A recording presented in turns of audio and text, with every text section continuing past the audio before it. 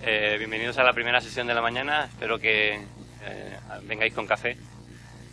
Y bueno, mi nombre es Francisco José Peñarrubias, soy de la asociación GVSIG y haré de moderador de esta primera mesa, que va a ser un poco monotemática, que es de las novedades de GVSIG.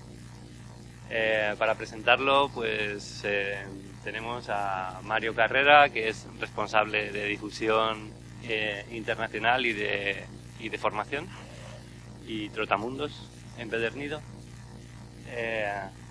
Después tenemos a Óscar Martínez, que nos va a presentar las novedades acerca del nuevo generador de expresiones en GVSIG. Y tenemos también a Joaquín del Cerro, que es el responsable de arquitectura de GVSIG, y nos va a presentar pues las novedades que hay en cuanto a los formularios de GVSIG y también la generación nueva de informes.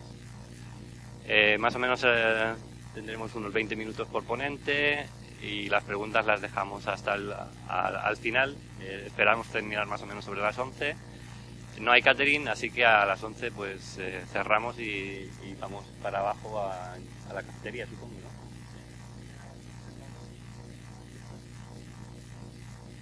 Pues nada, sin más, Mario Carrera. Hola a todos, como ha dicho Fran, vamos a empezar hablando sobre las novedades en general de GVSIG. Luego ya Joaquín y Óscar hablarán sobre algunas temáticas, algunas específicas. La última versión de GVSIG salió ayer por la noche, GVSIG 2.5, ya tenemos versión final, la publicamos ayer. Y algunas de las novedades que vamos a ver hoy las conoceréis ya porque salieron como plugins después de la versión 2.4, de la publicación de la 2.4 final. Algunas ya se sacaron como plugin que podían funcionar sobre 2.4, pero ahora ya están sobre la versión 2.5. Una de las novedades que tenemos en cuanto abrimos GVSIG, que se abre una vista por defecto, es el TOC, la tabla de contenidos, donde ahora tenemos una serie de pestañas que podemos gestionar de forma sencilla, ver las capas que tenemos de distintas maneras. Por ejemplo, podemos ver por orden alfabético, podemos ver qué capas tenemos visibles y no visibles, qué capas tenemos con elementos seleccionados o incluso con elementos seleccionables, y también si tenemos capas locales o capas remotas. Tenemos ya posibilidades de ver las capas de distinta manera. Otra herramienta que se ha incluido es la de dibujo rápido, que nos permite ahora realizar anotaciones de una forma rápida sobre las vistas. No tenemos que crear una capa para crear ciertas anotaciones sobre las vistas. En cuanto a imágenes, el acceso a imágenes, tenemos distintas novedades. Una de ellas, a raíz de la conexión con GVSIG Mobile, es la de soportar las imágenes de Spatialite. Con GVSIG Mobile tenemos dos opciones, o bien con un formulario realizar fotografías, o bien la capa vectorial que soporta GVSIG Mobile es la base de datos Spatialite, que tiene la posibilidad de realizar también fotografías. Con este Spatialite tenemos para puntos, líneas y polígonos, permite las tres, no como el formulario que sí que es para puntos. Y como veis aquí, el botón donde tenemos la fotografía, con eso se quedan embebidas estas imágenes dentro de Spatialite. GVSIG no las leía antes directamente, no había posibilidad de visualizarlas. Ahora ya se ha hecho que mediante el hiperenlace podamos consultar esas imágenes, visualizarlas y también exportar esas imágenes que están dentro de la base de datos Spatialite a una carpeta para poder luego ya trabajar con ellas. También una mejora importante es el visor de imágenes. Con la herramienta de hiperenlace, cuando pinchábamos sobre un enlace a imagen, normalmente se quedaba con el tamaño original de la imagen y teníamos que no la veíamos de forma clara. Entonces, con imágenes muy grandes no sabíamos realmente qué es lo que había. Se ha cambiado ese visor de imágenes y ahora ya podemos indicar que se ajuste la ventana, por lo tanto vamos redimensionando la ventana y se va visualizando completa. Y tenemos distintas herramientas para trabajar sobre ella. Podemos rotarlas, ajustar la escala a tamaño de píxel, acercarnos o alejarnos, etc. También con tema de imágenes, el formato KMZ tiene la posibilidad de contener imágenes dentro de ese formato. Es un KML comprimido y puede contener imágenes o realmente enlaces a imagen que nosotros desde GVSIG ahora ya podemos configurar como un hiperenlace más. Es un campo en la tabla de atributos, podemos configurarlo como el acceso a esas imágenes. Y lo mismo con las de GVSIG Mobile de los formularios. Como formularios, esos que creamos personalizados en GVSIG Mobile, se nos crea al importar el proyecto en GVSIG Desktop, tenemos un fichero shape y una carpeta con las imágenes, las fotografías que hemos tomado. En la ruta hay uno de los campos del shape contiene la ruta relativa. Ahora directamente creamos un hiperenlace con ese shape, un hiperenlace y automáticamente nos abre esas imágenes que hemos tomado con los formularios de GVSIG Mobile. Otra novedad importante es la carga de ficheros XML de SIGPACK. SIGPACK ofrece a través del visor, podemos descargar ficheros XML con los recintos y podemos cargarlos directamente en GVSIG Desktop. Si son polígonos, que es la mayoría de datos que descargamos normalmente, directamente se cargan como un fichero shape en GVSIG. Por otro lado, se ha creado un nuevo capturador de coordenadas. Hasta ahora había un capturador que nos permitía solo para ciertos geoprocesos de GVSIG poder capturar nuevas coordenadas y llamar ese punto desde ciertos geoprocesos. Ahora lo que se ha hecho es que se puede llamar desde distintos sitios. Por ejemplo, podemos crear a través además del gestor de expresiones, podemos grabar un punto que hemos pinchado sobre la vista y podemos o rellenar un campo de una capa de puntos con la distancia desde el punto pinchado hasta cada uno de los puntos que tenemos en esa capa. O incluso, por ejemplo, hacer una selección seleccioname todos los puntos de esta capa que están a menos de 5.000 metros del punto que yo he memorizado. Eso, por ejemplo, ahora se ha mejorado bastante. También desde la edición podemos llamar a las coordenadas de un punto que hemos memorizado. Hemos creado varios juegos de iconos y veis ahí el de un Classic y el Black, y aparte tenemos un nuevo juego de iconos oficial que está preparándose para posiblemente la siguiente versión de GVSIG ya los lleve incluidos. También se ha incluido un visor estadístico que nos permite permite analizar los datos de una forma más fácil. A través de esos procesos estadísticos podemos ver, por ejemplo, aquí distintas gráficas que incluso podemos ajustar a los datos que tenemos dentro de nuestro zoom, dentro de la vista. Podemos ajustar esa información que nos calcule esas estadísticas sobre la información que tenemos en ese momento en la pantalla. Se ha mejorado también la parte de exportación. Ahora podemos guardar los parámetros de exportación que normalmente utilizamos. Si utilizamos una exportación siempre la misma, podemos guardarla ahora para poder recuperarla. En cuanto a geoprocesos, se han incorporado varias novedades. Una de ellas, por ejemplo, es un geoproceso que nos permite convertir una capa 3D a 2D. ¿Por qué es útil esto? Porque hay muchos de los geoprocesos de GVSIG que no funcionan sobre capas 3D. Los ejecutabais, no obteníais resultado. Si ibais a las propiedades de la capa, veíais que era una capa 3D. Lo que se ha hecho es este geoproceso, simplemente le quita la coordenada Z y la M o ambas, o sea, una o ambas, y ya se queda la capa como 2D, que ya es aplicable ya a cualquiera de los geoprocesos. El buffer lateral, el área de influencia lateral, ya existía, pero tenía ciertos errores. No se creaba bien en algunas esquinas y lo que se ha hecho ha sido mejorar este geoproceso. Otros geoprocesos que se han incluido son, por ejemplo, relacionado con todo el tema de análisis de datos, es por ejemplo el heurístico por rejilla, donde, por ejemplo, para análisis del delito, podemos ver pues en qué momento del día y en qué días de la semana un evento ocurre más veces. Por ejemplo, de una forma sencilla, podemos ver ahí a través de estos gráficos toda esa información. También por densidad de puntos, en función de los polígonos, podemos ver los colores donde hay más eventos dentro de nuestra cartografía. y también uno de mapa de anillos, donde podemos ver ahí la información de distintas formas, en este caso sobre capas de manzanas, como podemos ver ahí, creando mapas de anillos. En cuanto a mejoras del marco de geoprocesos, hasta ahora, hasta la versión 2.4, cuando teníamos muchísimas capas en nuestro GeoBasic Desktop y teníamos incluso algunas de ellas repetidas en varias vistas, cuando ejecutábamos un geoproceso abríamos el listado de capas y teníamos ahí muchísimas sin saber, teníamos 2 veces o 3 o 4 la misma capa, no sabíamos sobre cuál aplicábamos, si la aplicábamos sobre la que no tocaba nos creaba los resultados finales en otra vista.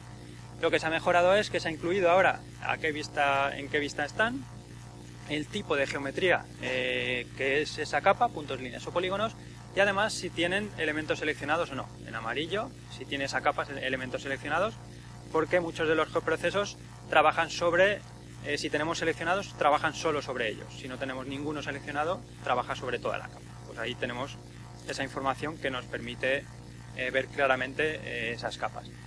Se ha creado un acceso rápido a snapping para el tema de punto final, punto centro, punto cercano, etcétera. Teníamos que entrar antes a las preferencias de GeoBasic. Si estamos dentro de una misma vista en edición era un poco incómodo cada vez. Ahora lo que tenemos un botoncito, nos deja una ventana flotante y podemos ir cambiando esa referencia a objetos. Se han incluido también varios servicios de OpenStreetMap que son muy útiles, por ejemplo, para nuestras mapas. Podemos crear mapas temáticos con cartografía de fondo, por ejemplo, uno de blanco y negro se ha incluido, o por ejemplo otro también con toponimia y simbología relacionada con toponimia en francés o simbología relacionada con Francia. Se han incluido 2 nuevas librerías de símbolos, como son taxonomía o mapeo indígena. Y en cuanto al etiquetado, una novedad importante es que, al igual que la simbología, podemos guardar el etiquetado de una capa y recuperarlo en la misma capa que podamos cargar en otro proyecto o en otra vista.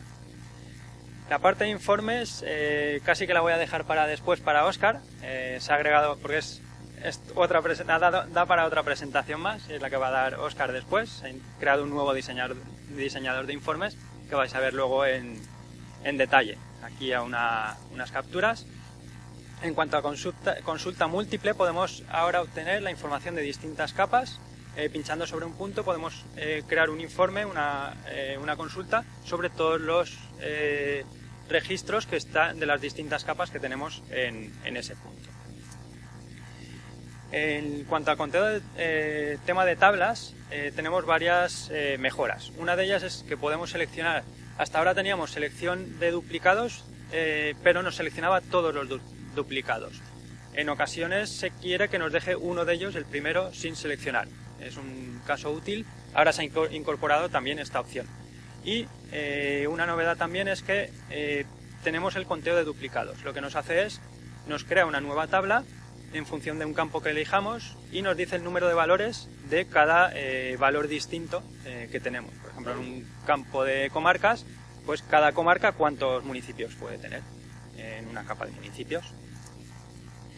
Se ha creado también una nueva herramienta de búsqueda, en este caso para todo el tema de filtrado de tablas. El gestor de columnas se ha mejorado, ahora lo tenemos todo dentro de una misma ventana, la parte de los distintos campos, y en la parte de abajo podemos ya modificarlos, editar, podemos crear nuevos, etcétera. O sea, digamos, unificado toda esta parte. Se ha creado también la capacidad de tenemos también ahora en la versión 2.5 la capacidad de crear relaciones entre tablas, de uno a muchos o de muchos a muchos. Por ejemplo, ahora podemos ya relacionar tablas distintas a partir de un campo común o claves ajenas. Y una novedad importante es el de campos virtuales. Ahora podemos crear un campo que se vaya actualizando en función de lo que nosotros vamos modificando en los otros campos. Por ejemplo, un campo de densidad, tenemos un campo de superficie y el de población, y el de densidad que sea virtual con la división. Y si cambiamos el número de habitantes en uno de los campos, automáticamente se calcula la densidad del nuevo campo, sin tener que calcular otra vez con la calculadora de campos, realizar otra vez el cálculo. Automáticamente se calcula. El tema de los formularios, se han incluido ahora dos opciones de visualización en forma de formularios, aparte de las herramientas que tiene asociadas a estos. Vemos ahí una de las capturas, esta herramienta. Una de las novedades una de las funcionalidades que quedaba aún pendiente de migrar de la versión 1, que hasta ahora la forma que teníamos era realizar una unión de capas y exportar a una nueva capa, la capa resultante, era el importar, traernos campos de otra tabla. La forma que teníamos hasta ahora era con esa. Ahora lo que se ha hecho ya es incorporarlo como importación. Automáticamente a nuestra capa original podemos importarle campos de otra tabla, o ya tabla que sea individual o tabla de algún otro shape. No tenemos que estar creando nuevas capas. Se ha incluido también la exportación rápida a mapa, directamente con 4 parámetros, diciéndole la vista y el zoom que tenemos, y nos crea un PDF sencillo con cuatro cosas. A veces muy útil para entregar sin tener que estar creando nuestro mapa nuevo, con leyenda, escala. Simplemente ahí con 4 datos podemos crear ya un mapa de forma rápida. Otra novedad importante es el tema de que se ha incluido un marco de topología. De momento está el marco.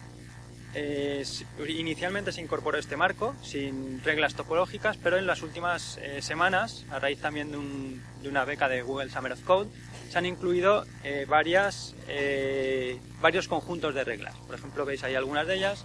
Contiene punto, debe estar separado, debe ser mayor que la tolerancia, y poco a poco se irán incorporando nuevas reglas topológicas para ver geometrías duplicadas, etcétera. Ahí podéis ver una captura del marco de topología. En la versión 2.4 se había mejorado mucho el tema de la recuperación de proyectos. Si recordáis, en la 2.3 algunos proyectos se guardaban con error, no se abrían después. La 2.4 eso ya se mejoró. Si hay alguna capa corrupta simplemente nos la indica, pero ya no perdíamos el proyecto. Y ahora incluso se ha mejorado eso más aún con copias de seguridad del proyecto. Nos crea un punto back, cada vez que guardamos el proyecto nos crea un punto back.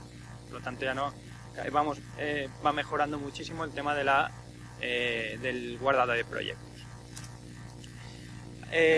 Y las últimas novedades, que estas sí que salieron poco después de publicar la 2.4, así que llevan algo más de tiempo, es la incorporación de Horton Machine, que son más de 200 nuevos geoprocesos, aparte de los 200 y pico que ya tiene GeoBasic por defecto. Con esta herramienta se incorporan otros nuevos 200-300 geoprocesos más, con temas relacionados con atributos hidrológicos, pendientes, curvaturas, atributos geomorfológicos, etc. Tenemos allí una gran cantidad de nuevos geoprocesos. También la opción de PANET para análisis de distribución de agua potable. Se ha incorporado esa opción desde GeoBasic. Podemos trabajar directamente con todo el tema relacionado con análisis hidráulico. Y la conexión con GeoBasic Mobile, algunas las he comentado en las diapositivas anteriores. Tenemos dos nuevos plugins para instalar sobre GeoBasic Desktop. Uno nos permite el crear las teselas que podemos luego importar en GeoBasic Mobile para no depender de conexión a internet, para tener una capa de fondo nuestra imagen y no depender de conexión a internet. Y también para el que nos permite importar proyectos que con los formularios que hemos ido tomando datos en campo, importar ese proyecto en GeoBasic Desktop. Ese es uno de los plugins, y el otro es el que nos permite crear directamente los formularios en GeoBasic Desktop para exportar a GeoBasic Mobile. Esos formularios pueden contener desplegables, pueden contener con distintos elementos por defecto, pueden contener campos tipo fecha, de croquis, podemos dibujar directamente sobre el smartphone, sobre la tablet. También de tipo fotografía, podemos realizar fotos que luego se pueden cargar en GeoBasic Desktop como hiperenlace, lo que os he explicado, la novedad que teníamos. Y estos formularios se pueden crear directamente desde GeoBasic Desktop con este nuevo plugin. Y ahora ya Óscar y Joaquín os explicarán más en detalle esas que he pasado un poco más rápido. Y esto es todo. Muchas gracias.